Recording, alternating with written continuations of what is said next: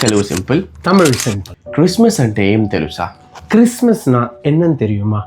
దేవుడు మనిషి రూపంలో கடவுள் மனித உருவத்தில் ఈ లోకానికి రావడమే క్రిస్మస్. இந்த உலகிற்கு வந்தது தான் கிறிஸ்மஸ். ఎందుకు మనిషి రూపంలో రావాలి? எதுக்கு மனித உருவத்துல வரணும்?